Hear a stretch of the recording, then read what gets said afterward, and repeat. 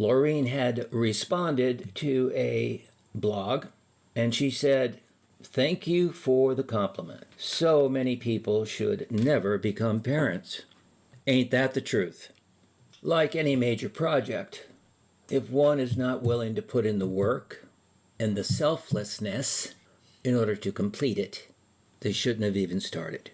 A few years back, the University of Oregon did extensive research to determine why Native Americans weren't reading as well as other races within the public school structures. They developed a reading program based on B.F. Skinner with the foundation of operant conditioning, or direct teaching, teaching somebody directly how to do something. So with handfuls of graduate students, they disseminated themselves throughout the reservations, Alaska, Arizona, New Mexico, testing these new operant reading programs, which they ended up naming DISTAR, in order to treat literacy. I happen to be one of those fellow graduate students out in the area of Yakima Reservation in eastern Washington. At that time, it was the apple capital of the world, the great Washington apple. I happened to be visiting a parent on their ranch, and I went and stood by them, putting my foot up on the rail along with theirs. We were watching his kids. I think he had 8 children, and they were working in the garden, doing the arduous work of planting, weeding, doing whatever it takes to make gardens grow. But they were all working by hand, and they were working with tools and hoes and pitchforks. And off into the barn, I saw that they had 2 or 3 tractors. So I casually asked the farmer, I said, "You don't need to do this much work in order to have a garden." And I pointed over to the tractor. The father's name was Walking Indian. I didn't ask why. I was there for a reading program and its results.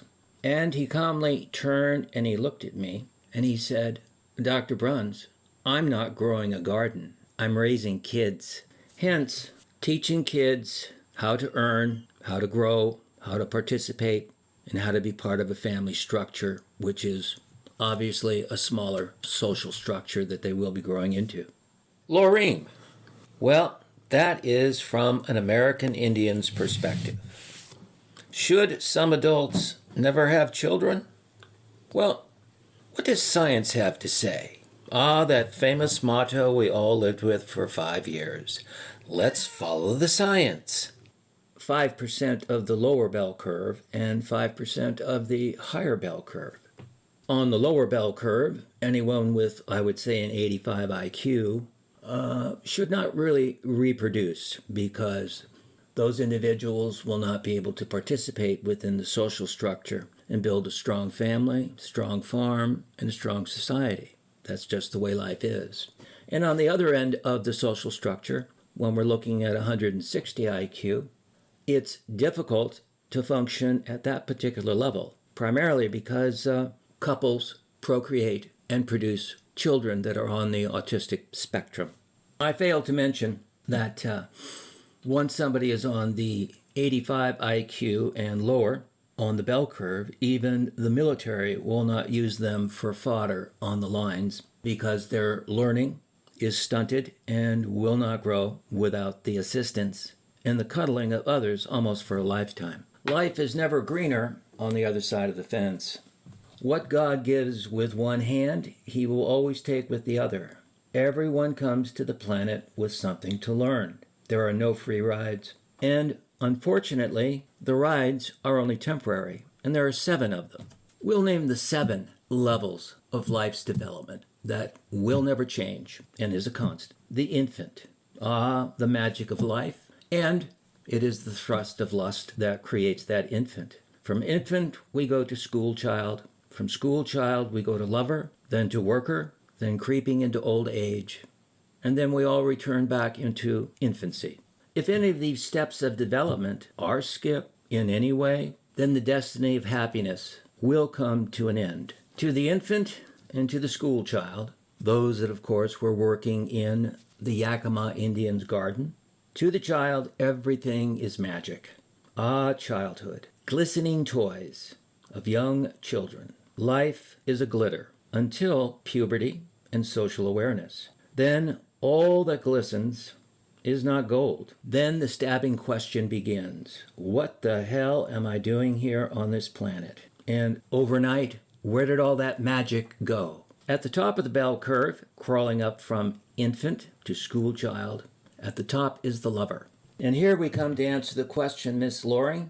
So many people should never become parents.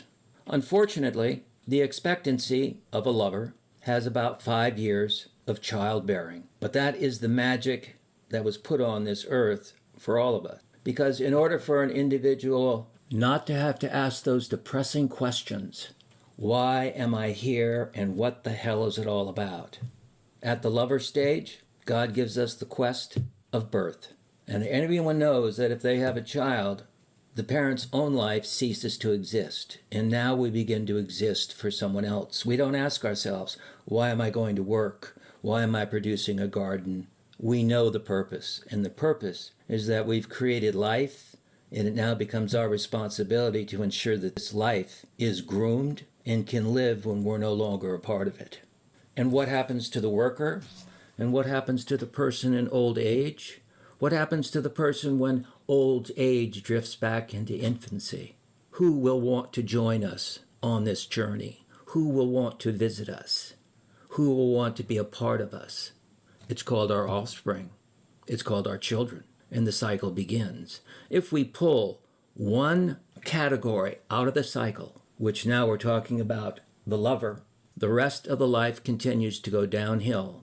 And those deteriorating questions of why am I here and what is the purpose of it all becomes an empty box that has no ribbon and has no content. So, I do agree with you in the sense that people on each end of that bell curve at the lower 5% and the higher 5% probably should not procreate.